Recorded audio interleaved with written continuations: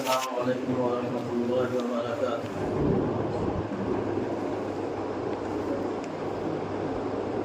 الحمد للہ وحدہ والصلاة والسلام علی من لا نبی بعدہ، اما بعد فقد قال اللہ تبارک وتعالی فی القرآن المجید والفرقان الحمید۔ اعوذ باللہ من الشیطان الرجیم، بسم اللہ الرحمن الرحیم۔ یا ایہا الذین آمنوا اتقوا اللہ وکونوا مع الصادقین۔ وعن عبد الله بن عمرو بن العاص رضي الله تعالى عنه قال النبي صلى الله عليه وسلم: أربع إن كن فيك فلا عليك ما فاتك من الدنيا: حفظ أمانة، وصدق حديث، وحسن خليقة، وعفة في طعمة، أو كما قال عليه الصلاة والسلام۔ سبحانك لا علم لنا إلا ما علمتنا إنك أنت العليم الحكيم۔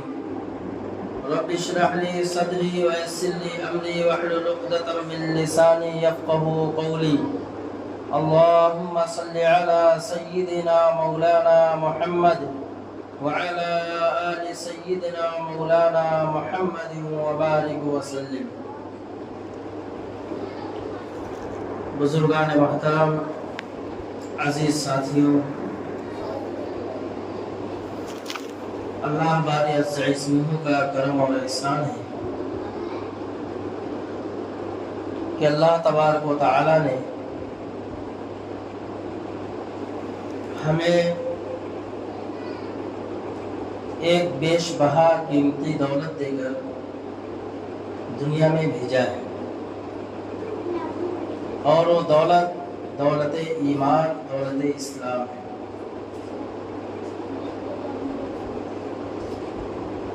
اللہ رب العزت قرآن کریم میں ارشاد فرماتے ہیں: وَمَن يَبْتَغِ غَيْرَ الْإِسْلَامِ دِينًا فَلَن يُقْبَلَ مِنْهُ، کہ دین اسلام کے علاوہ، مذہب اسلام کے علاوہ جتنے مذاہب ہیں دنیا میں، جتنے بھی ادیان ہیں، اللہ رب العزت کے نزدیک وہ قابل قبول نہیں ہے، بلکہ اللہ کے نزدیک وہ مردود ہے۔ قابل قبول اللہ کے نزدیک مذہب اسلام ہے۔ ان الدین عند اللہ الاسلام، کہ اللہ کے نزدیک قابل قبول مذہب اسلام ہی ہے۔ اسلام کے علاوہ اللہ کے نزدیک کوئی مذہب قابل قبول نہیں۔ اللہ رب العزت کا شکر و احسان ہے کہ اللہ تبارک و تعالی نے وہ مقبول مذہب اسلام، وہ محبوب دین اسلام دے کر ہمیں اس فانی دنیا میں بھیجا ہے، اور پھر اللہ تبارک و تعالی نے ہمیں اس نبی کا امتی بنایا جس نبی کی بعثت کے بارے میں اللہ رب العزت فرماتے ہیں کہ نبی علیہ السلام نے فرمایا کہ اللہ تبارک و تعالی فرماتے ہیں کہ اگر مجھے حضور نبی کریم امام الانبیاء سید الاولین والآخرین خاتم النبیین جناب محمد رسول اللہ صلی اللہ علیہ وسلم کو پیدا نہ کرنا ہوتا تو میں کوئی چیز، کسی چیز کو پیدا نہ کرتا۔ اللہ رب العزت کا شکر احسان ہے کہ اللہ تبارک و تعالی نے اس آخری نبی کی امت میں ہمیں پیدا فرمایا، اور اسی نبی کی زبان رسالت سے نکلے ہوئے الفاظ ایک مختصر حدیث کو میں نے پچھلے جمعہ پڑھا تھا، جو حضرت عبداللہ بن عمرو بن العاص رضی اللہ تعالی عنہ سے مروی ہے، جس میں اللہ کے رسول صلی اللہ علیہ وسلم فرماتے ہیں، 4 صفات کا تذکرہ فرمایا، 4 خصلتیں، 4 عادتوں کا تذکرہ فرمایا۔ کہ تم میں سے وہ شخص بڑی بہترین کامیابی کو، بڑی بہتری کو پہنچ گیا جس نے حفظ و امانت کی حفاظت کی، وصدق و حدیث اور اپنی بات میں سچائی کو لازم پکڑا۔ ان دو خصلتوں کے بارے میں پچھلے جمعہ الحمدللہ قرآن و حدیث کی روشنی میں بڑی بہترین مفصل اور مدلل بات ہمارے سامنے آئی۔ نبی علیہ السلام کی صفات میں سے اللہ رب العزت نے آپ کو ایک صفت سے نوازا تھا جس کو جوامع الکلم کہا جاتا ہے، یعنی الفاظ بہت مختصر، کلام بہت مختصر، لیکن اس کے معنی، اس کے مطالب بہت جامع۔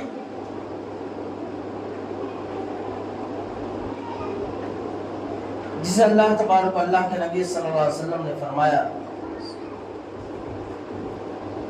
کہ نوم الصبح یمنع الرزق، ایک مختصر الفاظ کہ صبح کا سونا رزق کو روک دیتا ہے۔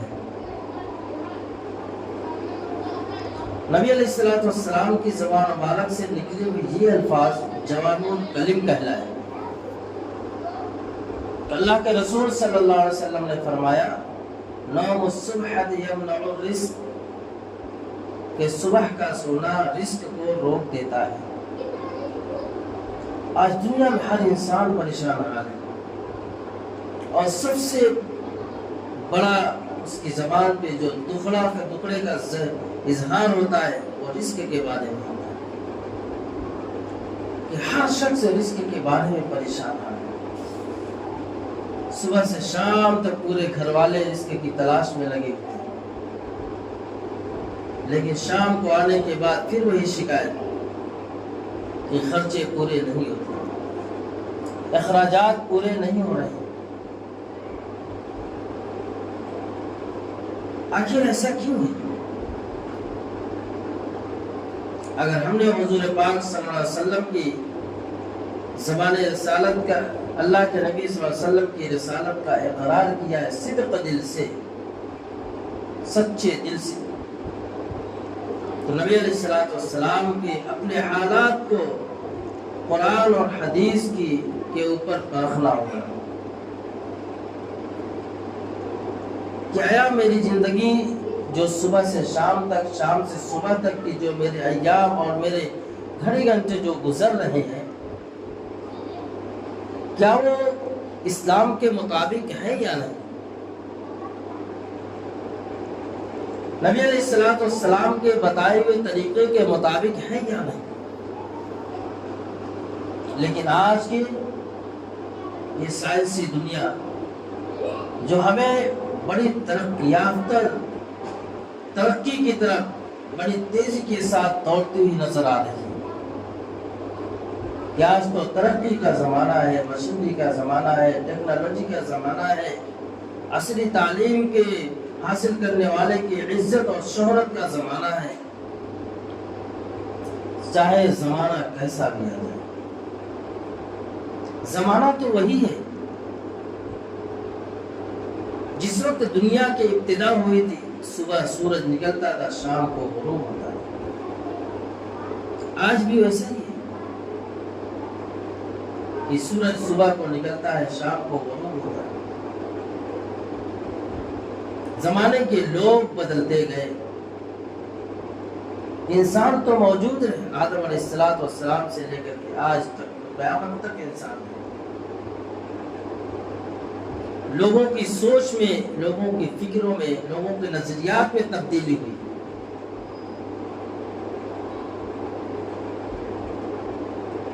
جیسے آج کا ایک چھوٹا سا بچہ بار بار یہ میسج واٹس ایپ پہ بھی آتا ہے، کتابوں میں بھی لکھ دیا گیا ہے، لوگوں کی زبان پہ بھی ہے، ایک چھوٹا سا بچہ اپنے دادا سے پوچھتا ہے کہ دادا آپ لوگ کیسے پہلے زندگی گزارتے تھے؟ لائٹ نہیں تھی، موبائل نہیں تھا، سواریاں نہیں تھی، کیسے آپ زندگی گزارتے تھے؟ آپ کی صبح شام کیسے ہوتی تھی؟ آپ کی صبح شام کیسے ہوتی تھی؟ دادا بھی بڑے نیک طبیعت کے، بڑے خوش مزاج تھے، بڑے رحم دل سے، بڑے نرم لہجے میں جواب دیا کہ بیٹا تم لوگوں کی آج کے دور میں بغیر قرآن کے، بغیر نماز کے، بغیر اللہ کے ذکر کے زندگی کیسے گزرتی ہے؟ صبح شام تمہاری بڑی آسانی سے کہ ان سب نیک اعمال کو، فرائض کو چھوڑ کے کیسے گزر جاتی ہے؟ کیا بہترین جواب تھا ایک دادا کا اپنے بیٹے کے، اپنے پوتے کے نظریات کو اور ان کے دل کو، ان کے عقائد کو کس طریقے سے آخرت کی طرف موڑا۔ دادا بھی بڑے نیک رہے ہوں گے، جبھی تو کہا، یہ جواب دیا کہ پوتا نماز چھوڑ کر کے، قرآن چھوڑ کر کے، ذکر اللہ کو چھوڑ کر کے، اللہ کو راضی کرنے والے اعمال کو چھوڑ کر کے تمہاری صبح شام کیسے بڑی آسانی سے کٹ جاتی؟ پوتے نے کہا تھا موبائل نہیں تھا تو کیسے زندگی گزر جاتی تھی؟ دادا نے جواب دیا کہ نیک اعمال کے بغیر تمہاری زندگی کیسے گزرتی؟ اس وقت تو ہم نمازوں کے پابندی کیا کرتے تھے، قرآن کی تلاوت کا اہتمام تھا، ذکر اللہ کا اہتمام تھا، سچائی کا دور تھا، حسن اخلاق کا دور تھا، لوگوں سے الفت محبت تھی، آپس میں ناچاکیاں نہیں تھی، ایک دوسرے کے دل ملے ہوئے تھے، ایک دوسرے کے لوگ ہمدرد تھے، ایک دوسرے کے غم اور دکھ درد میں شریک ہونے والے لوگ تھے۔ آج موبائل نے ساری نیکیوں کا بیڑا غرق کر دیا۔ بھائی بھائی میں محبت نہیں ہے۔ تو پچھلے جمعہ میں نے دو چیزوں کا تذکرہ کیا تھا، اس جمعہ تیسری صفت کا تذکرہ ہے کہ وہ حسن و خلیقت، کہ حسن اخلاق کو اختیار کرو، اچھائی کو، اچھے اخلاق کو لازم پکڑو۔ اللہ کے رسول صلی اللہ علیہ وسلم کے بارے میں ام المؤمنین ام عائشہ رضی اللہ تعالیٰ عنہ سے صحابہ اکرام رضی اللہ تعالیٰ عنہ نے پوچھا کہ ام المؤمنین ام عائشہ آپ صلی اللہ علیہ وسلم کے اخلاق کیسے تھے؟ کہ میرے محبوب صلی اللہ علیہ وسلم کے اخلاق کیسے تھے، ان کی عادت کیسی تھی؟ ام عائشہ رضی اللہ تعالیٰ عنہ نے کیا بہترین جواب دیا، کہا کہ کیا تم لوگ قرآن نہیں پڑھتے ہو؟ کہا قرآن تو پڑھتے ہیں۔ کیا تم نے قرآن میں نہیں دیکھا کہ اللہ تبارک و تعالیٰ نے میرے محبوب صلی اللہ علیہ وسلم کے اوصاف کو بیان فرمایا وَإِنَّكَ لَعَلَىٰ خُلُقٍ عَظِيمٍ، کہ میرے محبوب صلی اللہ علیہ وسلم تو اعلیٰ قسم کے اخلاق والے تھے، اعلیٰ قسم کے اخلاق والے تھے۔ اب دیکھیں کہ اللہ کے نبی صلی اللہ علیہ وسلم کی زندگی کا، آپ کے اخلاق لوگوں کے ساتھ ملنے جلنے کے کیسے تھے۔ مکی زندگی میں 23 سالہ کفار و مشرکین نے بہت ستایا، یہاں تک کہ آپ کی جان کے در پہ آ گئے کہ وہ رات، جس رات میں آپ صلی اللہ علیہ وسلم کو مدینہ المنورہ ہجرت کرنے کا اللہ تبارک تعالیٰ کی طرف سے حکم ہوا، اس رات میں اللہ کے نبی صلی اللہ علیہ وسلم کے گھر کا محاصرہ کیسے ہوا؟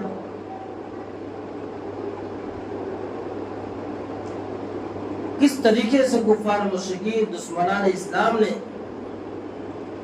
اور دشمنان رسول نے آپ صلی اللہ علیہ وسلم کے گھر کا محاصرہ کیا تھا، گھر کا گھیراؤ کیسے کیا تھا، آپ کے قتل کے شائشوں کو لے کر کے گلی کوچوں میں کس طریقے سے تیر اور تلوار لے کر کیسے تعینات تھے، کہ حضور پاک صلی اللہ علیہ وسلم اپنے گھر میں موجود ہیں، ہر وقت آپ کو ستایا جاتا۔ جن لوگوں کو اللہ تبارک تعالیٰ نے وہاں جانے کا شرف بخشا ہے، انہوں نے دیکھا ہوگا کہ حضور پاک صلی اللہ علیہ وسلم کا جو مکان ہے، آپ صلی اللہ علیہ وسلم کے مکان کے بعد ابو جہل، ابو لہب، آپ کے رشتہ داروں کو کا، آپ کے گھر والوں کا، خاندان والوں کا مکان تھا، اس کے بعد مکہ المکرمہ حرم شریف تھا۔ جب آپ گھر سے نکلتے تو ابو لہب کی بیوی آپ کے راستوں میں کانٹے بچھا دیا کرتی، اور ابو جہل اپنے دروازے پہ بیٹھ کر حضور پاک صلی اللہ علیہ وسلم کا انتظار کرتا تھا، آپ کو پتھر مارتا۔ کیسا زمانہ رہا ہوگا، ذرا سوچیں۔ ایک طرف یہ دیکھیں کہ اللہ کے رسول صلی اللہ علیہ وسلم کا مقام و مرتبہ کیا ہے، اور ایک طرف یہ دیکھیں، اس طرف غور کریں کہ آپ صلی اللہ علیہ وسلم کا کہ دشمن خود آپ کے گھر والے تھے۔ جس رات نبی علیہ السلام کو ہجرت کا حکم ہوا، اس رات میں آپ صلی اللہ علیہ وسلم کے گھر کے پاس، آپ کے دروازے سے لے کر کے دور تک گلی کوچوں میں ہر طرف تیر اور تلوار سے لیس لوگ تیار تھے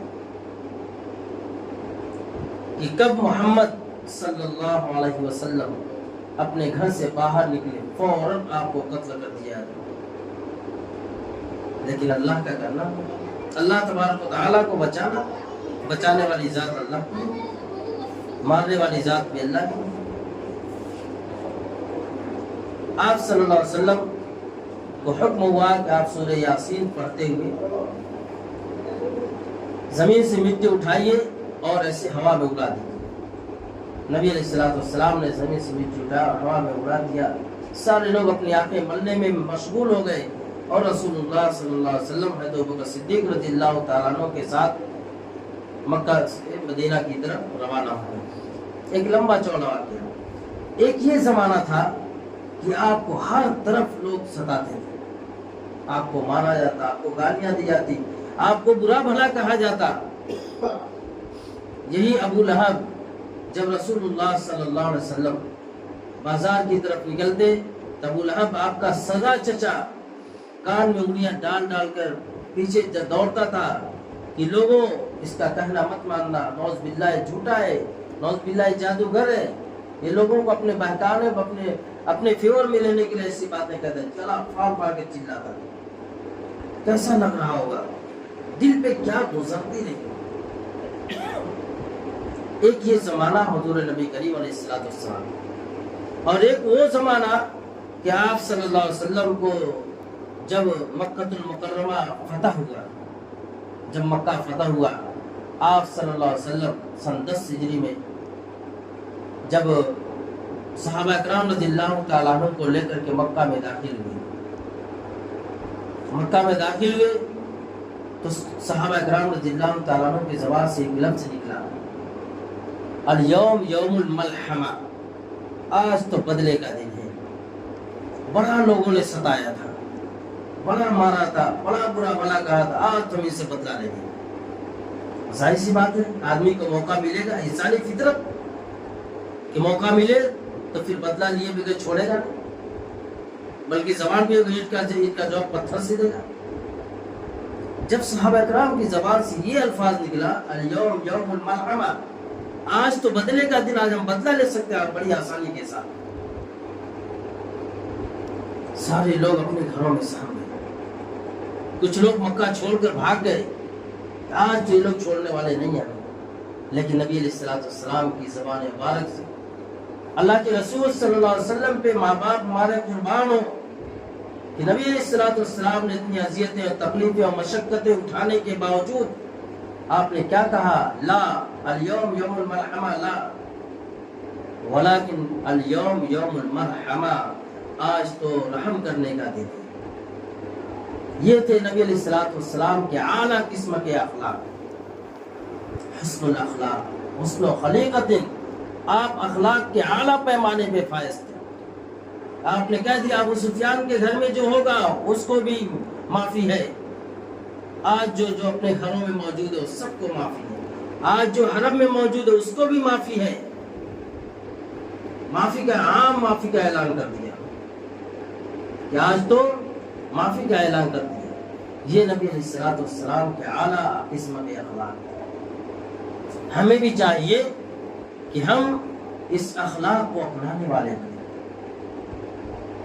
اور نبی علیہ السلام ایک مرتبہ کسی غزوے سے، کسی جنگ سے واپس آ رہے تھے تو ایک درخت کے نیچے آپ آرام فرمانے لگے،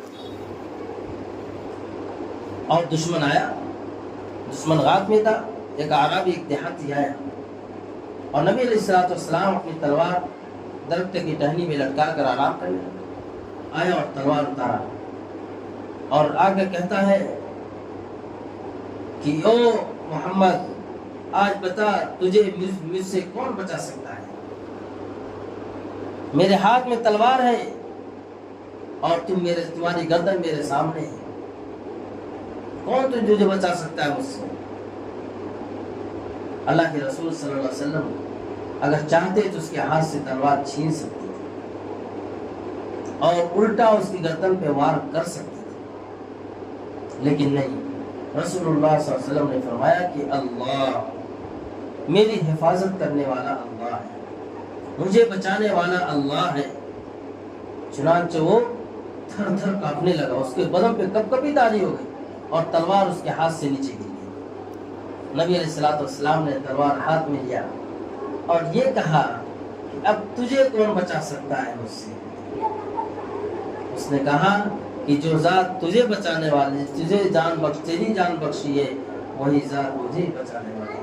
نبی علیہ الصلوۃ والسلام نے تلوار کو زمین پہ رکھ دیا، فوراً اس نے کہا کہ اس اخلاق کے نبی علیہ الصلوۃ والسلام محمد کے اس اعلیٰ اخلاق نے مجھے کلمہ پڑھنے پہ مجبور کر دیا۔ اللہ کے نبی صلی اللہ علیہ وسلم اس کو جان بخشی، حالانکہ تلوار اب ان کے ہاتھ میں آئی تھی، وہ چاہتے تو مار سکتے، اس کو کون بچانے والا؟ لیکن اللہ کے نبی صلی اللہ علیہ وسلم نے اس سے حسن اخلاق کو جو ہے اس کے سامنے پیش کیا۔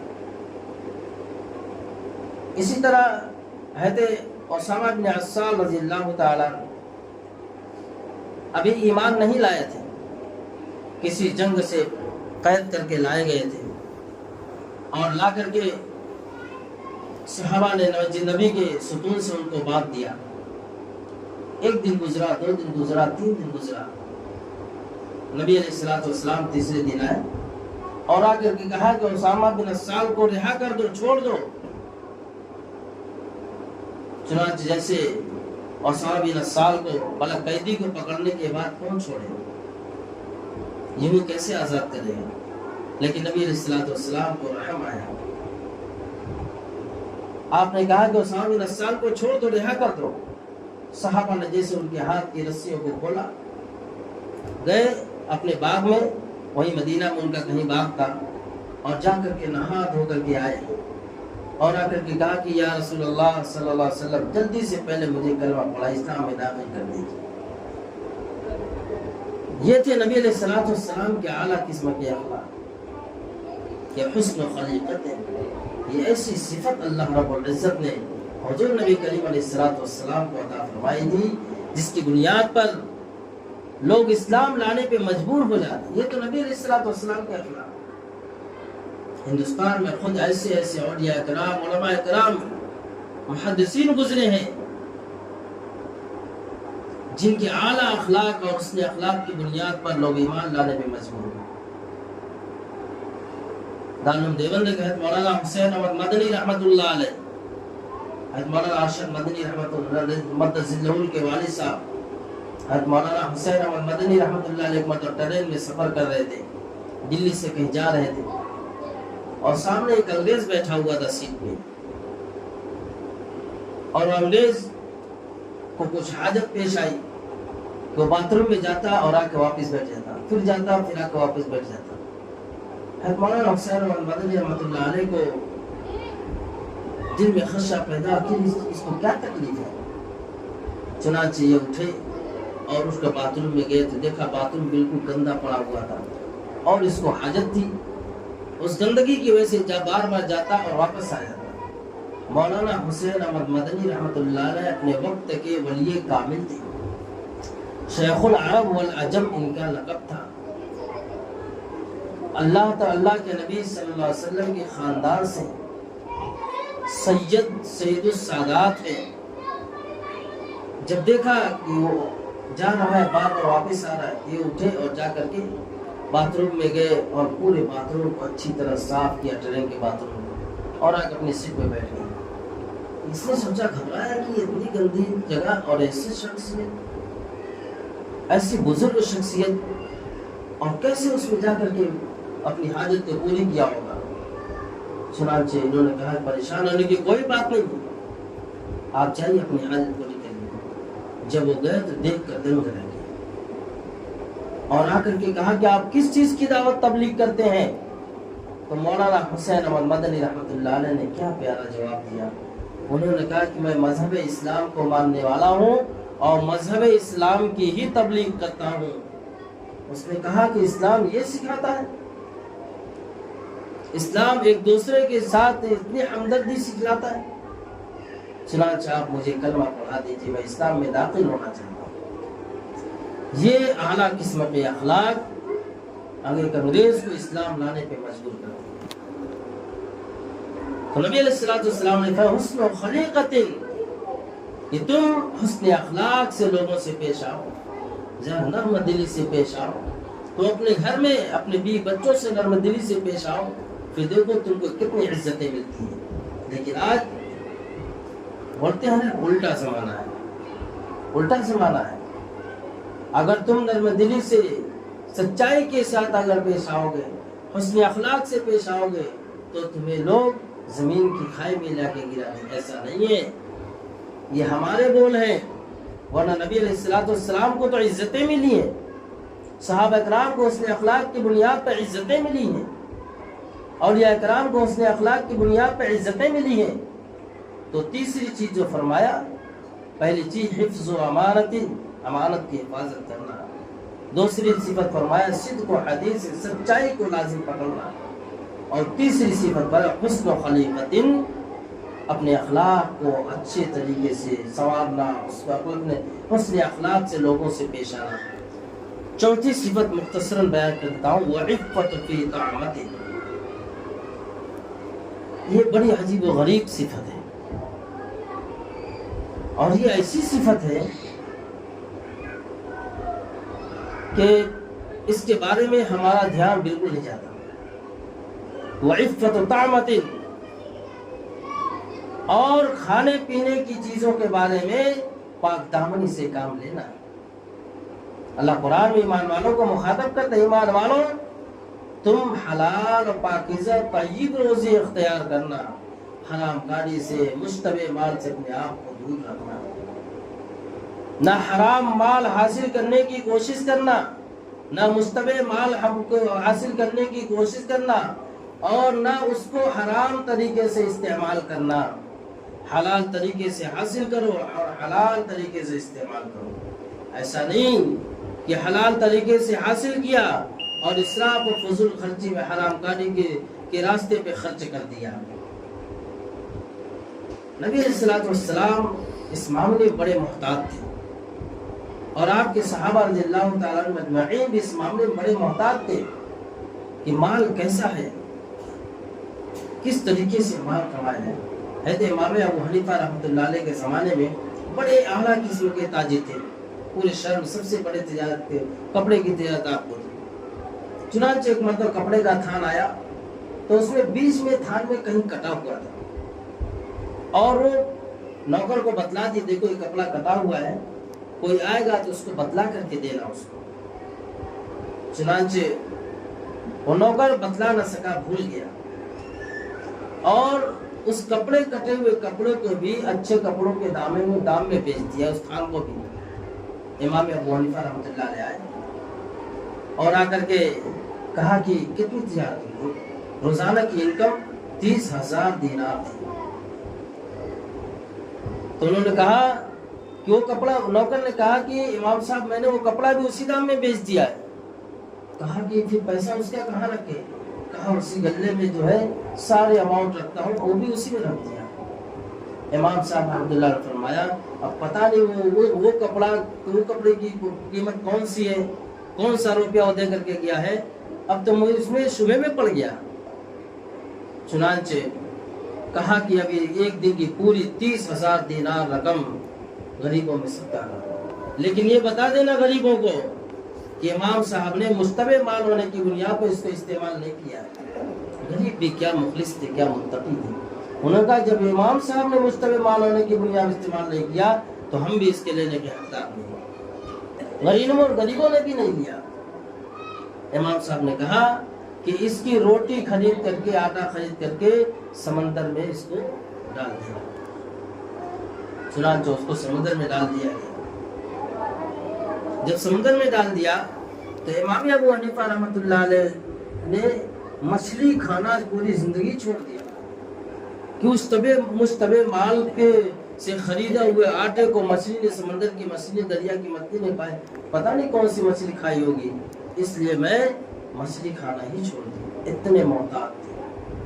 وعفت و طعمت، کہ پاکیزہ حلال رزق کو تلاش کرنے والے تھے۔ لیکن آج جہاں سے آئے، جیسے ملے، جتنا ملے لوٹ لو، ہمیں اس کی تحقیق بالکل نہیں۔ اس لیے فرمایا کہ حلال طریقے سے مال کو حاصل کرو اور حلال جگہ اس کو جو ہے استعمال کرو، اور قناعت اور صبر سے کام لو۔ کہا کہ صرف کھانے میں نہیں، وَمَلْبَسٍ وَمَسْكَنَةٍ، جو کپڑا پہنتے ہو اس کو بھی حلال مال سے اس کو خریدو، اور جو اس مکان میں رہتے ہو، جہاں رہتے ہو، اس کو بھی حلال ہی ہونا چاہیے۔ تو فرمایا یہ 4 چیزیں تھیں: امانت کی حفاظت کرنا، ذاتوں کو سچائی کے ساتھ اختیار کرنا، اور حسن اخلاق سے پیش آنا، اور حلال پاکیزہ طیب روزی اختیار کرنا۔ اللہ تبارک و تعالی حضور نبی کریم علیہ السلام کی 4 صفاتوں کو اوپر ہمیں عمل کرنے کی توفیق عطا فرمائے۔ وآخر دعوانا الحمدللہ رب العالمین۔